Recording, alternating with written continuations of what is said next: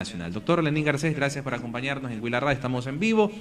Gracias a quienes se van sumando a nuestra audiencia. Su lectura frente a este escenario. ¿Son realmente convenientes reformas laborales frente al escenario que actualmente vive el país en el plano económico, político y social que actualmente estamos atravesando los ecuatorianos? Bueno, eso es lo que se dice, que estas reformas laborales son necesarias para el desarrollo del país, para incrementar los índices de empleo y todo tipo de cosas, ¿no? Lo que ocurre aquí, yo diría que primero yo vería un vicio estaría una mácula, un vicio, una mancha, de forma, diría yo, porque estas ideas no vienen de la propia sociedad ecuatoriana que se organiza, estudia el asunto, sino que tiene ahí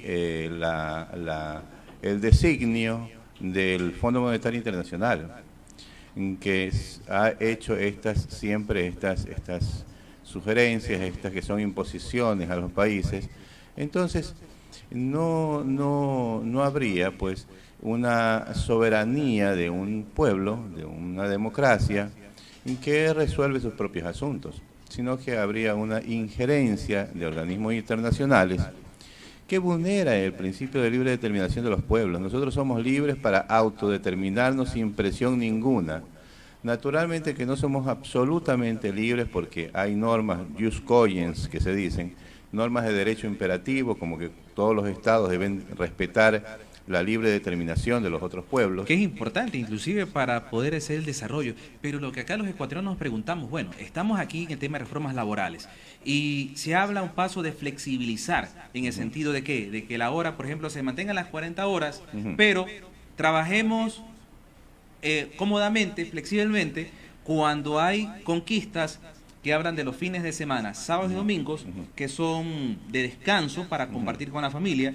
Pero al pasar estas reformas, entonces estaríamos hablando que para poder yo tener este sistema de beneficios, tendría que yo adaptarme a esa flexibilidad, dejando de lado este tema tan fundamental por las cuales han habido conquistas, luchas, desfiles, marchas, inclusive hasta con saldo de vidas, para poder prevalecer estos derechos.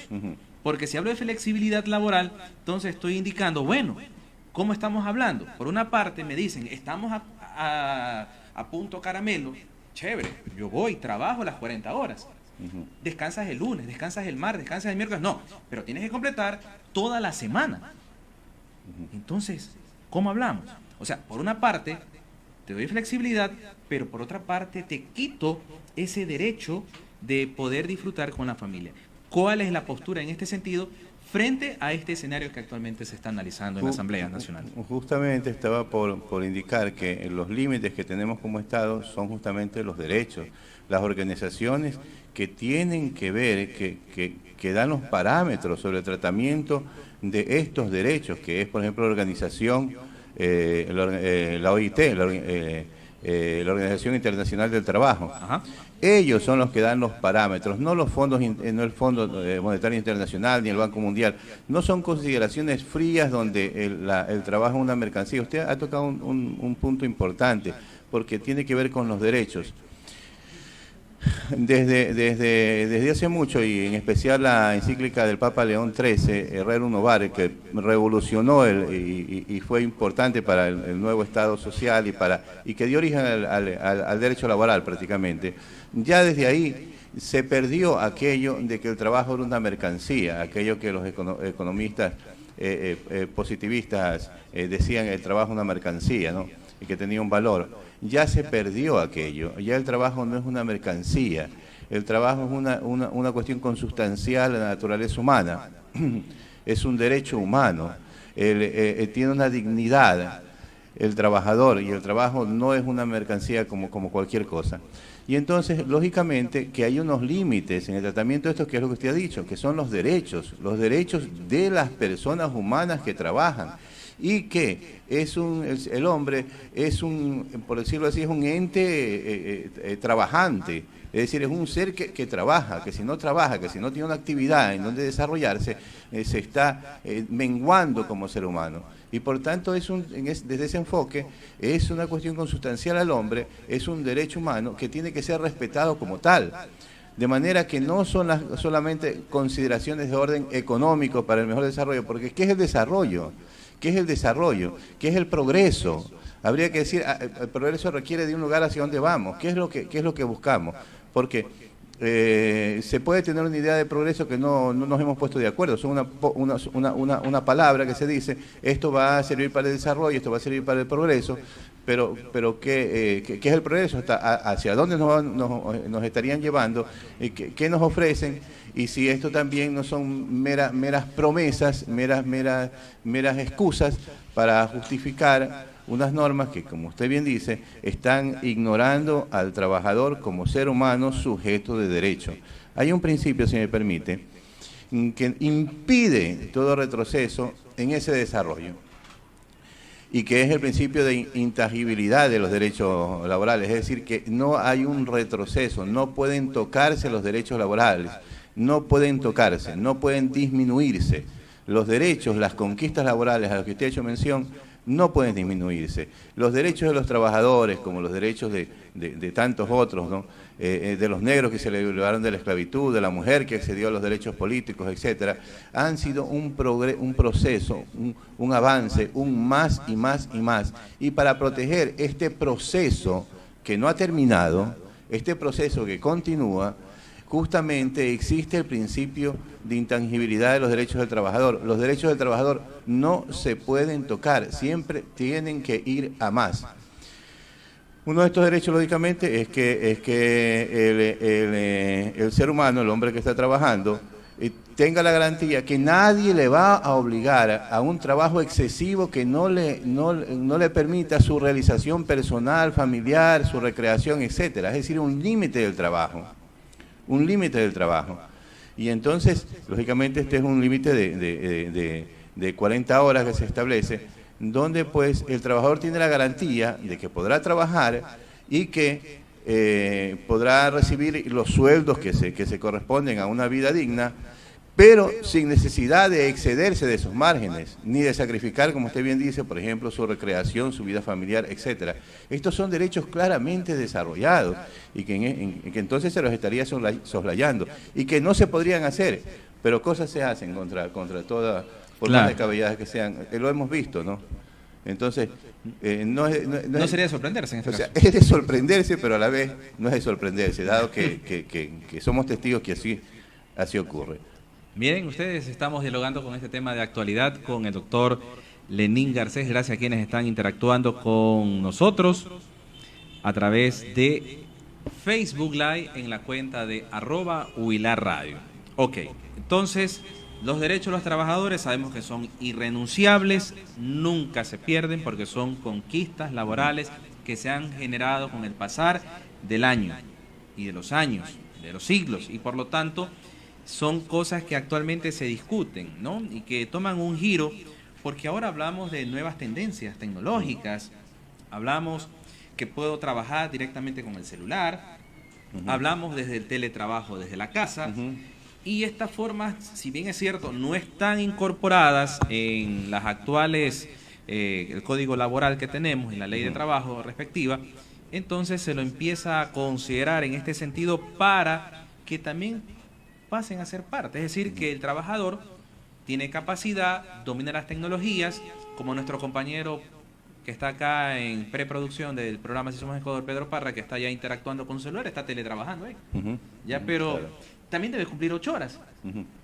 Entonces, como eso no está considerado, él es flexible, o sea, él trabaja, por ejemplo, trabajo lunes, martes, y bueno, ya completo mi jornada, luego tengo viernes y sábado libre, luego sábado y domingo tengo que trabajar para completar ese horario. O en su caso, inclusive se indica de ampliar de 8 hasta 12 horas laborales. Y puedo trabajar menos días a la semana. Y dar también una oportunidad para que otras personas puedan ingresar. Entonces yo digo, a ver, no sé, de pronto discrepe con usted, pero yo medito y pienso, bueno, trabajo 12 horas, completo las 40 horas. ¿Cuánto sería, mi estimado Pedro Parra, para sacar las 40 horas trabajando 12 horas diarias? 12, 24, 3 días y medio, algo así me sale, ¿correcto? Y ya el resto de los días ya dejé de trabajar. Y en ese resto no, pues van otras personas. Pero yo me pongo a pensar, en las actuales condiciones del país, en el tema económico, no hay la estabilidad política a través de las leyes. El escenario que actualmente está enfrentando no solo Ecuador, sino también en gran parte de América Latina y el mundo, se presta para este tipo de escenarios como lo emplean otros países que tienen sus economías desarrolladas, como Canadá, como Estados Unidos, como Suiza, por ejemplo, que tiene un excelente sistema de trabajo. ¿Podemos hacer realidad esto en Ecuador?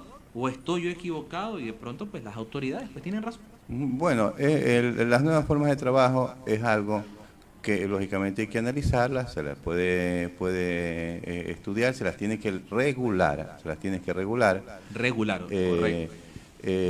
Pero lo que yo aprecio es que siempre que vienen normas que van a disminuir derechos, vienen acompañadas de cuestiones que sí se pueden discutir, en que sí se pueden, que sí son razonables, que pueden ser plausibles.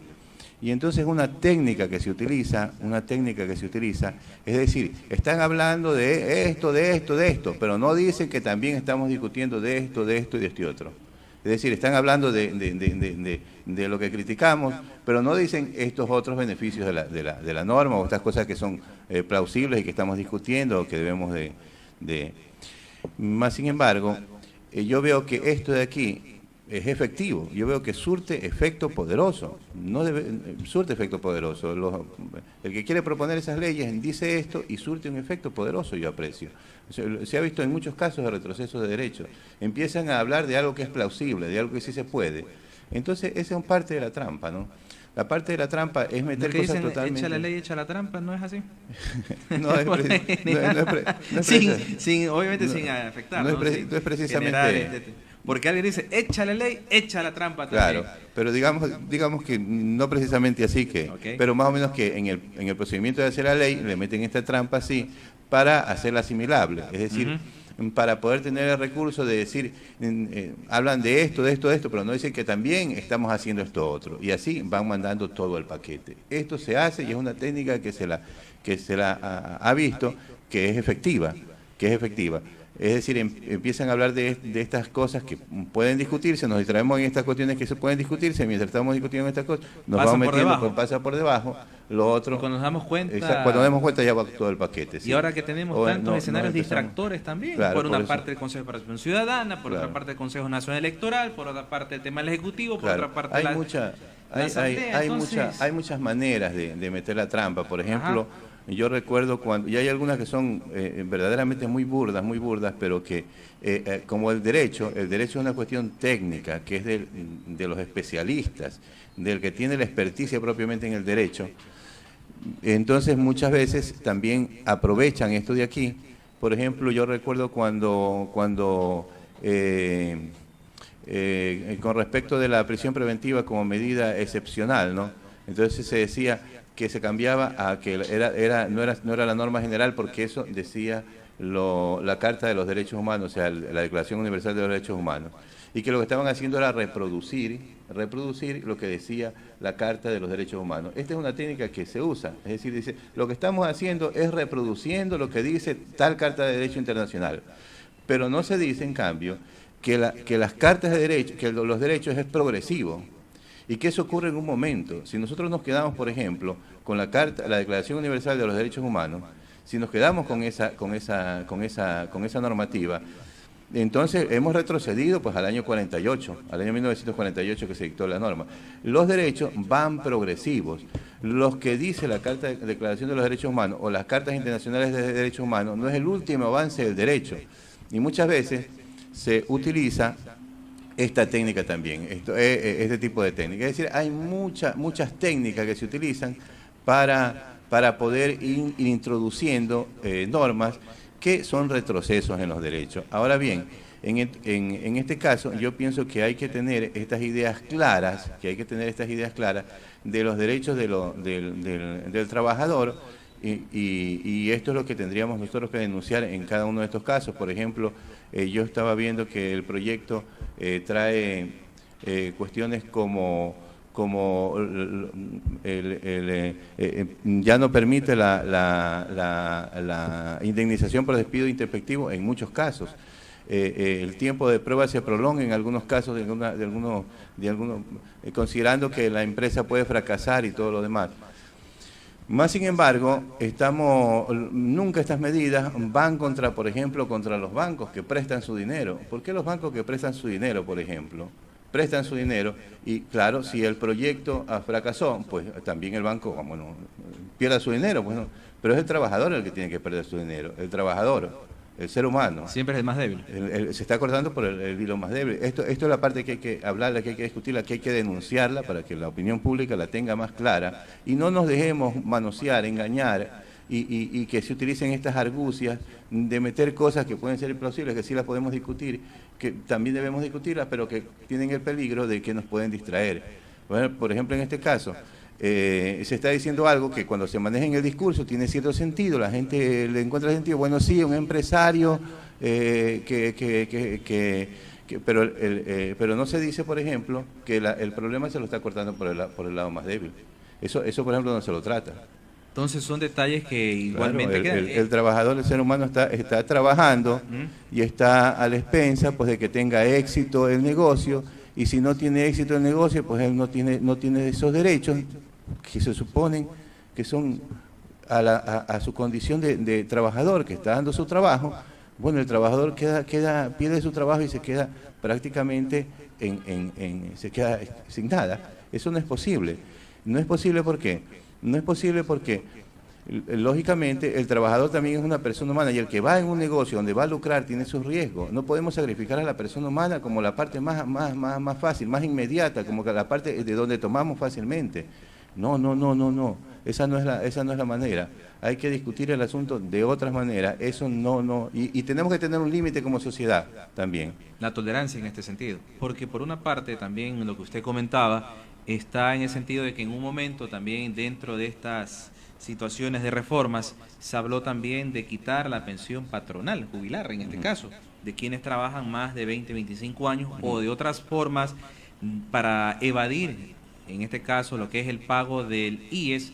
Una de ellas habitual, llamado servicios prestados, porque sabemos que eso se utilizó en su momento, en la época que estaba la tercerización laboral y todas estas cuestiones, pero una vez que quedó esto eliminado, no existe esto de servicios prestados, más aún las empresas todavía emplean esto. O otra figura, que por ejemplo, con un negocio con usted, y le digo, voy a trabajar por X horas, allá perfecto, pero mira, hazme tu factura. Porque para mí como empleador me queda la garantía de que tengo la factura y digo, bueno, no, el señor, para mí, no, él trabajó por X horas, le pago por sus servicios y me liberé del tema del seguro social, los derechos del trabajador, buscando este tipo de formas o maneras. Esto tampoco se habla en las reformas.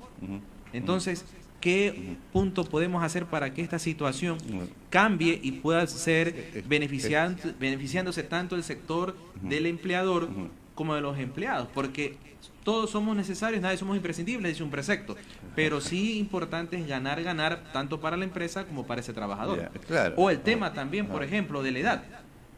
Aquí, por ejemplo, hablamos que tenemos el trabajo, pero usted pasa de 35 años, ya no tiene trabajo. ¿Por qué? Porque usted ya es profesional, tiene experiencia y no va a ganar un sueldo de que gana un chico que recién sale a la universidad sin experiencia, se lo coge, se lo explota, se lo exprime y luego chao. Claro. Entonces son cosas que estos temas no los abordan, por ejemplo, y esto me lo ratifica ahorita Pedro Parra, me dice, es verdad, Dani, tienes razón. Yo voy a tener 60 años, me dice, y conseguir trabajo es imposible. Claro, no, el ser humano está lamentablemente, pero con las último. condiciones que tenemos acá, porque se han creado esta forma. Porque, bueno, primeramente sí, si esto son iniciativas del Fondo Monetario Internacional y el que está manejando estas cosas son las cámaras de comercio, entonces se maneja sentido comercial. El ser humano va quedando relegado, ¿no?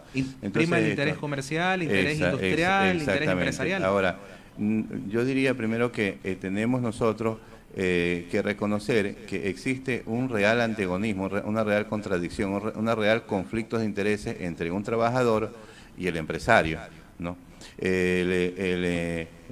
Pero tenemos que, esto de aquí, que nos llevaría a ponderar, claro, hasta qué punto, porque un desarrollo podría ser, por ejemplo, bueno, es necesario precarizar y eso va a ayudar, o podríamos volver a la esclavitud. Fíjese usted que los griegos veían en la esclavitud una cuestión necesaria, ¿no? Para el desarrollo de una sociedad. Sin embargo, hemos vencido la esclavitud.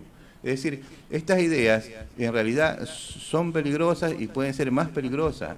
Se dice muchas veces que el sacrificio del ser humano ha llegado a tal que se han provocado guerras para bajar la población. Claro, ¿cómo nos podemos desarrollar, no? Actos genocidas en este caso. ¿Cómo nos podemos... guerras civiles, no solamente abortos, porque si para controlar la natalidad, pues matemos a los niños antes de que nazcan, o hagamos guerras civiles también, son cuestiones que han estado en la real política de los estados, no solamente ciertas medidas, abortos o cosas, sino incluso se ha visto que es una ventaja en el sentido de que disminuye la población. Mas, sin embargo, siempre yo decía, tenemos que tener un límite. Dentro de esta ponderación, ¿cuál es una cosa que se tiene que ser intangible? Tiene que ser intangible ciertos derechos que tenemos que reconocer y que serían una cuestión sacra. Es decir, que ponernos una norma que nos diga, bueno, pero esto sí no lo vamos a sacrificar. Esto sí no lo vamos a sacrificar, como cuando hacemos una constitución y decimos inviolabilidad de la vida. No vamos a sacrificar la vida en ningún caso. Entonces, eso existe. Esos son esos derechos de los trabajadores. Los derechos de los trabajadores vienen a ser que la humanidad civilizada se ha puesto de acuerdo en decir que eso no lo vamos a tocar. Y ya no podemos dar pie atrás y decir, bueno, ahora vamos a reconsiderar aquello. No, hemos quedado como sociedad que eso no se va a sacrificar. Eso ya está en el desarrollo del derecho laboral. Está en la normativa del Estado, en la Organización Internacional del Trabajo, que es a quien debemos la luz para esto de aquí. Y entonces es cuestión de que esto se respete, de que no se distraiga, de que salga a la luz, de que tenga clara. Mire, el desarrollo vino así. Primero se decía, el ser humano tiene derecho al trabajo. El ser humano no es un ente productivo ahí, y el trabajo es una mercancía y tal. Y las cosas tienen el valor del trabajo más los costos y tal, las cuestiones de los economistas, ¿no? Bien. Y entonces, ¿qué es lo que ocurre? Una vez se llega y se dice, no, el trabajo es un derecho humano. El trabajo es un derecho humano. Pero luego viene algo más, eso se considera insuficiente. Es decir, que no solamente que tiene derecho a trabajar el hombre. Yo estoy trabajando, cumplí mi derecho. Hay un momento que se dice, no es suficiente. ¿Cómo? Si estoy trabajando ya no cumples tu derecho. No, porque tengo que tener la garantía de seguir trabajando el día de mañana. Si yo estoy trabajando sin la garantía de que seguiré trabajando el día de mañana y el próximo año y etcétera, entonces no se cumple mi derecho. Si yo no tengo otro derecho, como es la libertad de trabajo, de poder trabajar aquí, allá o acullá, entonces no se cumple mi derecho completamente. Entonces yo tengo que tener el derecho de trabajar, efectivamente estar trabajando, pero tener también la garantía de que el próximo año seguiré trabajando. Ese es el principio de estabilidad laboral. Eso es lo que se está violando, por ejemplo, cuando hablamos de todo aquello. No consideramos que el ser humano es un ser humano y que tiene que tener la garantía de que va a seguir trabajando. ¿Y qué pasara, por ejemplo, si no trabaja? ¿Qué pasara si su empleador muere, si la empresa quiebra? ¿Qué pasara si lo despiden, si de hecho lo despiden? Pues hay que indemnizarlo. Se tiene que ir con una indemnización que le permita por lo menos sortear hasta que pueda conseguir un nuevo trabajo. En el ámbito laboral. Pero estas son las cuestiones que tenemos nosotros que ver al ser humano, que ver los derechos, que ver la construcción de los derechos, por favor, ver la construcción que hemos hecho de los derechos laborales y respetar la intangibilidad del trabajo. Usted habló de irrenunciabilidad del trabajo. ¿Y esto qué es? Yo siempre he dicho que no hay irrenunciabilidad ni ningún derecho, porque nosotros podemos disponer, por ejemplo, yo puedo disponer de mi vida, intentar suicidarme y no soy objeto de un proceso penal por haber atentado contra la vida. Es decir, siempre existe la irrenunciabilidad. Yo tengo derecho a la libertad, poder ir a un monasterio y llevar una vida monacal, en una clausura, en una celda. Es decir, siempre tenemos disponibilidad, esa es la verdad. Más sin embargo, como Estado, el Estado, cuando habla de irrenunciabilidad de derecho, lo que el Estado está haciendo es simplemente no protegiendo esa renunciabilidad que de hecho la tiene la persona. Es decir, si tú te quieres suicidar, el Estado no te va a ayudar. El Estado no te va a prestar, qué sé yo, a dar las vías para un suicidio más piadoso, no. El Estado no participa de eso, el Estado no permite la renuncia, ¿no es cierto? El Estado no va a dar ese tipo, a reconocer ese tipo de derechos, a renunciar, ¿no? No va a dar ninguna protección a aquello. El que quiere lo hará. El Estado no se va a meter en eso, pero el Estado nunca va a proteger esas renuncias. El Estado no participa de eso. Cuando se habla de renunciabilidad de derecho, significa que en un proceso el trabajador, si acaso las pretensiones del trabajador no van conforme con su derecho y son menores, el juez no puede proveerlas ahí. Tiene que proveerlas, tiene que resolver conforme a lo que establece el derecho. Pero que se cumpla. Porque claro, en la práctica, es decir, si el trabajador está pidiendo de indemnización por un despido 6.000, pero no le corresponde 6.000, sino 20.000, el juez tiene que resolver 20.000. Pero en la práctica no vemos eso. Bueno, mire, ojalá se esté dando. Yo pienso que habría que examinar en la jurisprudencia cómo va, ¿no? Hay bastantes casos, ¿no?, que tenemos conocimiento y en este tema todavía. Pero lo que yo quería decir es que hay que afinar el lápiz. Es que lo que yo quería decir es que tenemos que darnos cuenta que como Estado tenemos que tener un límite. Tenemos que tener un límite. Y ese límite, por ejemplo, es no podemos permitir que una persona, por más que quiera, renuncie a sus derechos laborales. O sea, tenemos que tener un límite. Así es. No lo podemos permitir. Por más que quiera, no se lo podemos permitir. No, señor, no le podemos porque permitir. Estaría vulnerando uno de sus principios y derechos. No le podemos permitir eso de ahí. Entonces, la irrenunciabilidad de derechos está significando que el Estado no está permitiendo aquello, el Estado no está permitiendo. Luego, el derecho de hecho es renunciable, porque no podemos cogerlo de la greña al trabajador, llevarlo ante un juez para que reclame sus derechos. El trabajador puede decir, se lo dejo a su conciencia, se lo dejo a Dios. El Estado no lo cogerá de las greñas y no lo llevará, no lo obligará a poner una demanda. Pero no va a participar. Eso está bien, eso corresponde a la superioridad ética de un Estado, que tiene que tenerla. Es decir, el Estado no puede participar en eso. ¿Por qué? Por la superioridad ética que tiene. El Estado es superior éticamente a ese trabajador que renuncia y que entonces está desprotegiendo, qué sé yo, a su familia, a sus hijos. El Estado está por encima de eso. El Estado tiene que tener una superioridad ética. Es decir, el Estado tiene que manejarse con una determinada ética que nos garantiza a los ciudadanos también. Cuando se rompen estas cosas, cuando usted habla de estas cosas en el derecho laboral, se está vulnerando también esa superioridad ética de un Estado en que se vuelve una entidad que no es confiable. Y que no es confiable, que no nos está dando las garantías de protección, que es el espíritu fundacional de un Estado. Es decir, proteger a los ciudadanos, darle seguridad a los ciudadanos. Muy bien, ahí estamos ya en las conclusiones de este tema muy interesante de reformas laborales. Hemos abordado un símil entre lo que está en la actual ley y las reformas planteadas desde diferentes sectores. Para finalizar esta amena entrevista, este diálogo aquí en Huila Radio, solo unas reflexiones. ¿Qué debe hacer el ciudadano común y corriente, el hombre de a pie, frente a este tema? Porque hay un factor que se dice se comunica, se informa, los medios hacen lo suyo, pero de estos temas poco se habla o no se lo discute de una forma abierta con los diferentes actores, en este caso, trabajadores, empresarios, la gente desempleada o el llamado empleo no adecuado, el subempleo y también el problema que tenemos de migración de hermanos venezolanos. Y aparte de eso, lo que vemos aquí en las calles, aquí en los bajos de la radio inclusive, vemos gran cantidad de personas que están vendiendo arepas, colas, entiéndase gaseosas para quienes no están viendo otra parte, o caramelos. Claro, y esto es recurrente, o sea, y eso dicen, no, eso es la tabla porque la gente no está en un empleo adecuado, son profesionales, pero están haciendo un empleo subempleo, pero no adecuado. Ujú. Y la canasta básica ni se diga, pues pasamos Claro. los $700 y el salario Claro. básico, ¿en cuánto está, mi querido John Gallo? $394. Ujú. Vea Claro. usted, entonces tenemos unas cosas que realmente nos hace Pero- llamar la pero reflexión. Con un presidente que es capaz, ¿qué estará ocurriendo en la mente de, ciertamente una mente siniestra?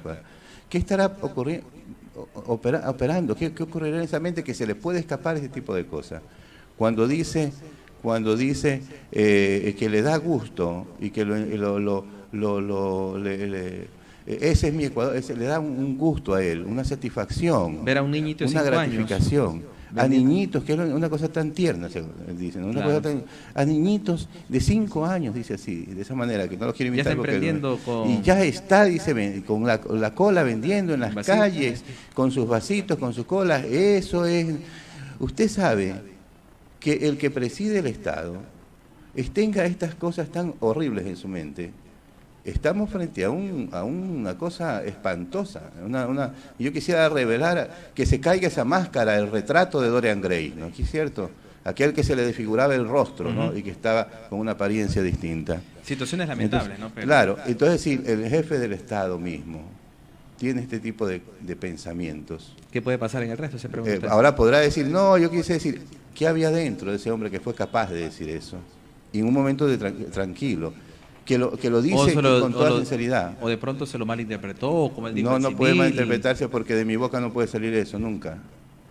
Nunca, es decir, nadie me puede decir a mí, por ejemplo, tú alguna vez dijiste tal cosa, es imposible. ¿Lo recuerdas? No, es imposible, de mi boca esas cosas no pueden salir. Por O eso sea, él me dice... yo no "Ah, creo que de su boca pueda salir eso de ahí, ni de la mía, pero de otra boca es posible, porque trae otra mente detrás y esa mente no la conocemos. ¿Por qué un ser humano puede decir eso? ¿Usted cree que eso lo dice una persona que, así que no, ¿qué pensó él en ese momento que lo dijo? Ahora bien, entonces el Estado tiene que, el presidente tiene que más bien proteger esto de aquí, pero si parece que eso se ha perdido, eso se ha perdido, esa idea se ha perdido, esa idea de protección del ser humano se ha perdido la idea, ahí parece que pega mucho la idea del progreso, la idea del desarrollo económico, la idea de la cuestión, y corremos el riesgo de perder de vista al ser humano. Yo he estado en reuniones de amigos, en reuniones de tal, y muchas veces he escuchado cómo se dice, fulano de tal está muy bien, pero ¿cómo así que está muy bien? Pues está muy bien porque se compró un coche nuevo, porque no sé qué, porque está ganando buen dinero, y esa es la única consideración que se tiene. En la familia los que están bien son tal y cual. Eso, así, en la familia los que están mejor son tal y cual. Ah, sí, ¿cómo así? Porque tienen más plata. Esto se dice. Bueno, el que está mejor de la familia es fulano. ¿Por qué? Porque tiene más plata, pero sin ninguna otra consideración. Y esto lo decimos y lo escuchamos y lo hablamos todos los días. A diario. Hemos perdido todo norte. Estamos totalmente confundidos.